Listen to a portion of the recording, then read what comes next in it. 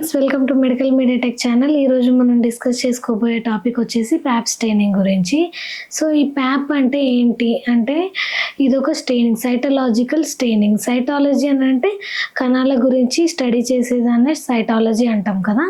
So Pap strain ఎక్కడ చేస్తాము మనము, ఏ స్మియర్ చేస్తాము అంటే ప్లేస్ ఎక్కడి నుండి మనము ఆ కణాలను కలెక్ట్ చేసుకుంటాము అనేది ఈ టెస్ట్ అనేది చేయడం జరుగుతుంది. అండ్ ఇంకోటి ఏంటి అంటే ప్యాప్ అంటే ఏంటి అంటే జార్జ్ ప్యాప్ నికోలస్ అనే ఒక సైంటిస్ట్ అనేది ఈ స్టెయినింగ్ ప్రొసీజర్ని కనిపెట్టడం జరిగింది. సో ఆయన పేరు మీద దీన్ని ప్యాప్ స్టెయినింగ్ అని పిలవడం జరుగుతుంది. ఆ శాస్త్రవేత్త పేరు జార్జ్ ప్యాప్ నికోలస్. అండ్ ఇంకొకటి ఏంటి అంటే నెక్స్ట్ వచ్చేసి ఈ టెస్ట్ ఎందుకు చేస్తారు, ఈ టెస్ట్ ఎందుకు చేస్తాము అంటే దీంట్లో ఏదైనా క్యాన్సర్ సెల్స్ ఉన్నాయా అని తెలుసుకోవడంలో అండ్ సెల్స్ మార్ఫాలజీ ఎలా ఉంది అని తెలుసుకోవడంలో చేయడం జరుగుతుంది. ఈ టెస్ట్ ఎందుకు చేస్తారు అని అంటే 21 years గర్ల్స్ నుంచి మెనోపాజ్ వచ్చే వరకు, అంటే సెక్సువల్లీ ట్రాన్స్మిటెడ్ డిసీజ్ ఇది కాబట్టి ఎవరైతే సెక్సువల్లీ యాక్టివ్ ఉన్నారో అలాంటి వాళ్ళకు చేసే టెస్ట్. 21 years ఫీమేల్ నుంచి మెనోపాజ్ వచ్చే వరకు, అంటే బ్లీడింగ్ ఆగిపోయే వరకు వచ్చే మహిళల్లో వచ్చే వ్యాధి ఇది. దీన్ని మనము ఎన్ని రకాలుగా చేస్తాము అంటే ఒక 3 సార్లు, ఒక 3 times అనేది టెస్ట్ చేయాల్సి ఉంటుంది. 3 times అంటే ఒక 3 yearsకి ఒకసారి, 3 yearsకి ఒకసారి, 3 yearsకి ఒకసారి 3 times ఈ టెస్ట్ అనేది చేసినట్లయితే 3 సార్లు కూడా ఈ టెస్ట్ అనేది నెగిటివ్ వస్తే 100% వాళ్ళు మెనోపాజ్ దగ్గర దాకా వచ్చే వరకు నెగిటివ్ వచ్చినట్లయితే వాళ్ళకు 99% ఈ ప్యాప్ టెస్ట్, ఈ హ్యూమన్ ప్యాపిలోమా వైరస్ అనేది వాళ్ళ లోపల లేదు అని, క్యాన్సర్ సెల్స్ కానీ ఈ వైరస్ ద్వారా వాళ్ళు ఎఫెక్ట్ కాలేదని దీనికి అర్థం అన్నట్టు. అండ్ ఈ టెస్ట్ ప్రొసీజర్, ఈ టెస్ట్ ఎలా చేస్తారు అనేది కూడా తెలుసుకుందాం. సో ఈ టెస్ట్ ఎలా చేస్తారు అంటే ఫస్ట్ ఒక ఫీమేల్ ఈ టెస్ట్ చేసుకోవడానికి డాక్టర్ దగ్గరకు వచ్చినప్పుడు వాళ్ళని మనం ఒక పొజిషన్లో పడుకోబెట్టాలి. ఎందుకంటే మనం ఎలాగో ఆ వెజైనా పార్ట్ని చూస్తాం కాబట్టి ఆ విధంగా కాళ్ళు పైకి చాపి ఈ డెలివరీ పొజిషన్లో ఎలాగైతే నార్మల్ డెలివరీ పొజిషన్ ఎలాగైతే ఉంటుందో ఆ విధంగా పేషెంట్ని పడుకోబెట్టాల్సి ఉంటుంది. ఆ తర్వాత స్పెకులం అనే ఒక పరికరం ఉంటుంది. ఆ పరికరంతో వెజైనా నుంచి మనకు సర్విక్స్ కనిపించేలాగున మీకు స్పెకులం ఎలా ఉంటుంది, ఎలా కలెక్ట్ చేస్తారు అనే కొన్ని పిక్చర్స్ ఇక్కడ యాడ్ చేస్తాము చూడండి. స్పెకులం అనే ఒక పరికరంతో ఆ పేషెంట్ని, ఒక లేడీ ఆ పేషెంట్ని పడుకోబెట్టి దాన్ని ఆ స్పెకులం అనే పరికరంని వాళ్ళ వెజైనా నుంచి ఇన్సర్ట్ చేసి ఓపెన్ చేయాల్సి ఉంటుంది. ఓపెన్ చేసి ఒక బ్రష్ కానీ స్వాబ్ కానీ ఉంటుంది కదా, అలాంటి కాటన్ స్వాబ్ కానీ లేకపోతే రబ్బర్ బ్రష్, ప్యాప్ టెస్ట్కి సపరేట్ బ్రష్ అనేది ఉంటుంది. ఆ బ్రష్తో లోపల దాకా గర్భసంచి ముఖ ద్వారం దాకా, అంటే గర్భసంచి ఎలా ఉంటుంది, ఎక్కడి నుండి కలెక్ట్ చేస్తామనే పిక్చర్ కూడా యాడ్ చేస్తాము. సో ఆ గర్భసంచి ముఖ ద్వారం దగ్గర సెల్స్ అనే వాటిని కలెక్ట్ చేయాల్సి ఉంటుంది. ఆ సెల్స్ కలెక్ట్ చేసి స్లైడ్ పైన మనము ఇలా ఒక మరకలాగా రౌండ్గా స్టెయినింగ్ లాగా మనము దాన్ని రౌండ్గా రుద్ది స్లైడ్ పైన రుద్ది దాన్ని 95 ఆల్కహాల్లో ఫిక్సేషన్ చేయాల్సి ఉంటుంది.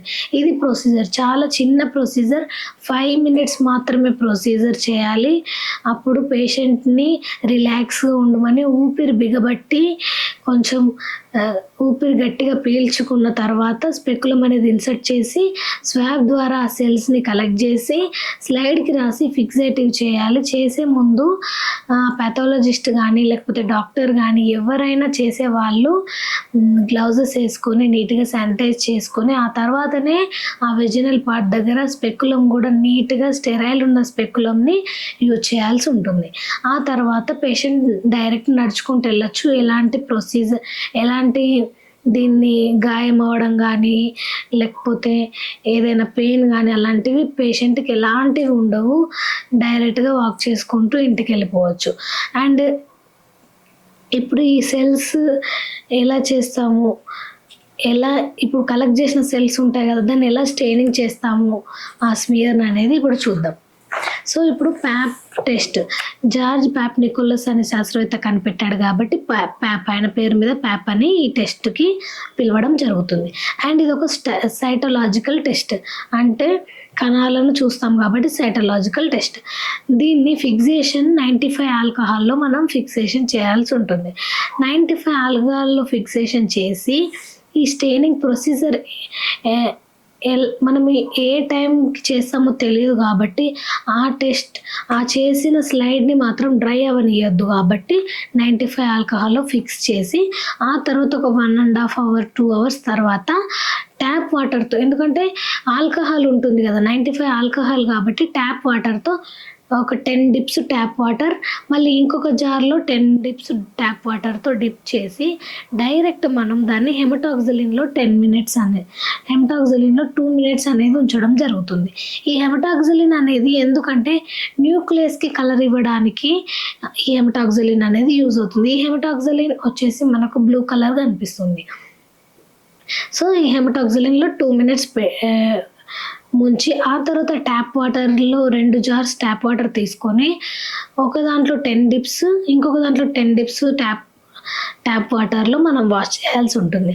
నెక్స్ట్ వచ్చేసి స్కాట్ సొల్యూషన్ అని ఆ సొల్యూషన్లో 2 minutes ఉంచి ఆ తర్వాత మళ్ళీ 10 dips ట్యాప్ వాటర్లో డిప్ చేసి క్లీన్ అయిపోయిన తర్వాత ఆల్కహాల్లో 95 ఆల్కహాల్లో 10 dips 95 ఆల్కహాల్లో 10 dips చేసి OG6 అంటే ఆరెంజ్ 6 అనే సొల్యూషన్లో ఒక 1 minute ఉంచాల్సి ఉంటుంది.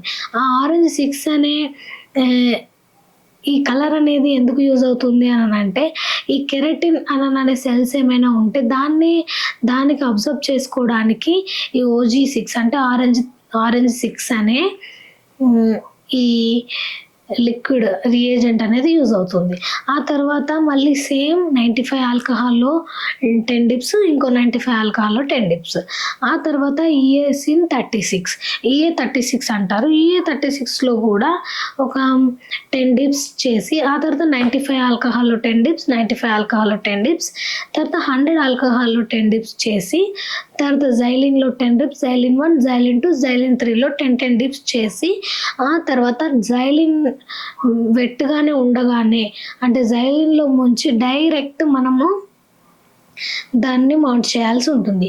లిక్విడ్ డీపారఫిన్లో అంటే డీపారఫిన్ జైలిన్లో దాన్ని వెట్ జైలిన్ ఉండగానే ఎటైతే మనం స్టెయినింగ్ చేసాం ఎటు సైడ్ అయితే స్టెయినింగ్ ఉందో అటు సైడ్ మనము మౌంట్ చేయాల్సి ఉంటుంది. మౌంట్ చేసిన తర్వాత మైక్రోస్కోప్లో అబ్జర్వేషన్ చేసినట్లయితే అవి ఎలా కనిపిస్తాయి సెల్స్ అంటే ఈ హెమటాక్సిలిన్ అనేది న్యూక్లియస్కి ఉంటుంది అండ్ OG6 అనేది కెరటిన్ని కనిపించేలాగా చేస్తుంది అండ్ ఈయోసిన్ వచ్చేసి సైటోప్లాజం అండ్ మిగతా సెల్స్ ఏమైనా ఉన్నాయా తెలుసుకోవడానికి.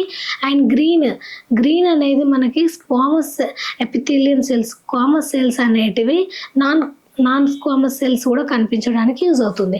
ఈ టెస్ట్ అనేది చేసుకున్నట్లయితే మనకి ఎందుకు యూజ్ అవుతుంది ఈ టెస్ట్ అంటే యూట్రస్ క్యాన్సర్స్ ఏమైనా ఉన్నాయా అంటే గర్భాశయ ముఖద్వార క్యాన్సర్స్. ఈ గర్భాశయ ముఖద్వార క్యాన్సర్స్ అంటే గర్భాశయం ఫండస్ ఇలా ఉంటుంది కదా, ఆ ముఖద్వార క్యాన్సర్ అంటే గర్భాశయం ఎంట్రన్స్లోనే ఈ సెల్స్ అనేటివి ఉండి ఒకదాని తర్వాత ఒకటి ఈ సెల్స్ అనేది డెవలప్ అయి గర్భాశయం మొత్తం క్యాన్సర్కి గురై తర్వాత వేరే ఆర్గాన్స్ కూడా ఇవి క్యాన్సర్ అనేది స్ప్రెడ్ అవుతుంది. అందుకని స్ప్రెడ్ అవ్వకుండా ఉండడానికి కోసమే ప్రతి లేడీ 21 years వచ్చిందంటే ఖచ్చితంగా 3 yearsకి ఒకసారి ఈ టెస్ట్ అనేది చేసుకోవాలి కంపల్సరీగా. అండ్ అట్లా అదే కాకుండా ఇంకేమైనా వేరే సెల్స్ ఏమైనా ఉన్నాయా? సైటాలజీ అంటే యాక్చువల్‌గా సైటాలజీ సెల్స్ అనేటివి ఎలా ఉన్నాయి, దాని మార్ఫాలజీ ఎలా ఉందో తెలుసుకోవడానికి కూడా ఈ టెస్ట్ అనేది చేయొచ్చు. అది కాకుండా ఏమైనా ఇన్ఫెక్షన్స్ ఉన్నాయా? అంటే ఇప్పుడు ఓన్లీ క్యాన్సరే కాకపోయినా సైటోప్లాజంలో, న్యూక్లియస్‌లో ఏదైనా అబ్నార్మల్స్ ఉన్నాయి, ఇన్ఫెక్షన్స్ ఏమైనా స్ప్రెడ్ అయినాయా అని తెలుసుకోవడానికి కూడా ఈ ప్యాప్ స్టెయిన్ అనేది మనకు యూజ్ అవుతుంది. ఈ ప్యాప్ స్టెయిన్‌ని మనం ఎలా అరికట్టాలి? అంటే ఈ వ్యాధి అంటే ఈ ప్యాప్ స్టెయిన్‌ని అరికట్టడం కాదు గానీ, ఈ ప్యాప్ అనే టెస్ట్ మనం క్యాన్సర్ గురించి చేస్తాం కాబట్టి, ఆ క్యాన్సర్‌ని అంటే హెచ్‌పివి అనే క్యాన్సర్‌ని, హ్యూమన్ పాపిలోమా వైరస్‌ని ఎలా అరికట్టాలి అనంటే, మనము ప్రతి ఆడపిల్లకి గూడా ఈ హెచ్‌పివి వ్యాక్సిన్ అనేది వేసుకోవాలి. ఇందాక చెప్పుకున్న విధంగా ఏం చేసుకున్నామంటే ప్రతి 21 ఇయర్స్ దాటిన వాళ్ళు ఈ టెస్ట్ చేసుకోవాలని చెప్పాం గదా! ఇప్పుడు ఈ ఈ అసలు ఆ వైరస్ అనేది ఇన్సర్ట్ అవ్వకముందే 13 ఇయర్స్ గర్ల్స్ 13 ఇయర్స్ గర్ల్స్ ఈ వ్యాక్సిన్ 13 ఇయర్స్ నుండి స్టార్టింగ్ చేసుకుంటే, ఈ వ్యాక్సిన్ ఏసుకోవడం 13 ఇయర్స్ నుండి స్టార్ట్ చేయాలి. సో, ఇలా వ్యాక్సిన్స్ మనం వేసుకున్నట్లయితే దీన్ని తొందరగా మనం ప్రివెంట్ చేయొచ్చు. అసలు రాకుండా కూడా దీన్ని వ్యాక్సిన్ వేసుకోవడం ద్వారా దీన్ని మనం ప్రివెంట్ చేయడం అయితే జరుగుతుంది. ఇది చాలా ఇంపార్టెంట్. అండ్ దీని స్పెర్మ్స్ ఎలా ఉన్నాయి, దాని హెడ్, నెక్, టెయిల్ ఎలా ఉంది అని అండ్ దాంట్లో కూడా ఏమైనా ఇన్ఫెక్షన్స్ ఉన్నాయా లేదా తెలుసుకోవడంలో మేల్స్‌కి అండ్ ఫీమేల్స్‌కి ఇద్దరికి కూడా టెస్ట్ అయితే చేయొచ్చు. అండ్ ఇద్దరు కూడా దీనికి ఎఫెక్ట్ అయి ఉంటారు. ఇది ఎలా అనంటే స్కిన్ టు స్కిన్ కాంటాక్ట్ ద్వారా ఈ వ్యాధి అనేది సోకడం జరుగుతుంది. సెక్సువల్లీ ట్రాన్స్మిషన్ డిసీజ్ ఇది. Transmitted disease. So, sexually transmitted disease కాబట్టి ఓరల్ సెక్స్ ద్వారా అయినా లేక ఇంటర్నల్‌గా గానీ, స్కిన్ టు స్కిన్ కాంటాక్ట్ ద్వారా గానీ ఎలాగైనా ఈ వ్యాధి అనేది సోకడం జరుగుతుంది. సేమ్ ఓన్లీ ఒకే భార్యాభర్త ఉంటే గూడా దీన్ని మనము ప్రివెంట్ చేయడానికి ఉండదు. ఖచ్చితంగా ఎవరికైనా ఇది సోకడం జరుగుతుంది. ఇది సోకినప్పుడు ఎలాంటి సింప్టమ్స్ అనేటివి కనిపియదు. ఇది స్లో పాయిజన్ లాగా అసలు ఎలాంటి డిసిజన్ లేకుండానే ఇది ఎక్కువగా స్ప్రెడ్ అయ్యి ఇద్దరికి కూడా సోకడానికి అవకాశం ఉంటుంది కాబట్టి, ఇది తెలియకుండా అసలు సింప్టమ్సే ఎలాంటి పెయిన్ గానీ, ఎలాంటి సింప్టమ్స్ లేకుండా ఉంటుంది గాబట్టే మనము ఖచ్చితంగా దీన్ని 3 ఇయర్స్‌కి ఒకసారి టెస్ట్ చేపించుకోవాలి. వ్యాక్సిన్స్ కూడా మనం వేయించుకున్నట్లయితే దీన్ని మనం ప్రివెంట్ చేయడం అయితే జరుగుతుంది. ఇది ప్యాప్ స్టెయినింగ్ గురించి. ఇది చాలా ఇంపార్టెంట్ టాపిక్. ఈ స్టెయినింగ్ ప్రొసీజర్ కూడా స్పీడ్‌గా చెప్పుకున్నట్లయితే 95 alcohol, tap water and hematoxylin and 95 ఆల్కహాల్‌లో డిప్ చేసి క్లీన్ చేసి ఆ తర్వాత OG-36 తర్వాత tap water green colour and Scott reagent and tap water 95 alcohol, EA-36 95 alcohol, 100 alcohol, Xylin 2, Xylin 3 and DPX mount. ఇలా మనము ఈ ప్రొసీజర్‌ని చేసుకున్నట్లయితే ఆ ప్రొసీజర్ ఎలా చేయాలనేది కూడా మేము ఇక్కడ పిక్చర్స్ యాడ్ చేస్తాము. సో, ఆ ప్రొసీజర్ ప్రకారంగా కరెక్ట్ ప్రొసీజర్ ప్రకారంగా మనం ఈ టెస్ట్ చేసినట్లయితే చాలా క్లీన్‌గా అది మనకు మైక్రోస్కోప్‌లో కలర్‌గా ఈ ప్యాప్ అనేది కనిపించడం జరుగుతుంది. ఈ సెల్స్ అనేది స్క్వామస్ సెల్స్ ఒక కలర్‌గా, న్యూక్లియస్ ఒక కలర్‌గా అండ్ ఇంకొకటి వచ్చేసి సైటోప్లాజం ఒక కలర్‌గా అలా చాలా కలర్స్ అనేది ఈ ప్యాప్ స్టెయిన్‌లో కనిపించడం జరుగుతుంది. కాబట్టి ఈ టెస్ట్ చేసే టెక్నీషియన్స్ కూడా చాలా నీట్‌గా వాష్ చేస్తూ జైలిన్‌లో ఆల్కహాల్‌లో కానీ, ట్యాప్ వాటర్‌లో కానీ నీట్‌గా వాష్ చేస్తూ దీన్ని మనం స్టెయినింగ్ చేసినట్లయితే చాలా నీట్‌గా స్లైడ్ అనేది ఐడెంటిఫై అవ్వడం జరుగుతుంది. ఈ క్యాన్సర్ సెల్స్ కానీ లేకపోతే స్క్వామస్ సెల్స్ అండ్ ఏదైనా న్యూక్లియస్ సెల్స్ అనేవి డ్యామేజ్ అయినప్పుడు కానీ, సెల్స్ అనేటివి సైటోప్లాజం అనేది ఇవన్నీ డ్యామేజ్ అయినప్పుడు ఇన్ఫెక్షన్స్ ఏమైనా ఉన్నా కూడా క్లియర్‌గా అర్థం కావడానికి ఈ టెస్ట్ ప్రొసీజర్ అనేది క్లీన్‌గా చేస్తేనే ఈ టెస్ట్ ప్రొసీజర్ అనేది మనకు అర్థం అవ్వడం జరుగుతుంది. ఇది ప్యాప్ టెస్ట్ గురించి, ప్రొసీజర్ గురించి. సో నెక్స్ట్ వేరే స్టెయినింగ్ గురించి ముందుకు వస్తాను. Thank you for watching medical media tech channel.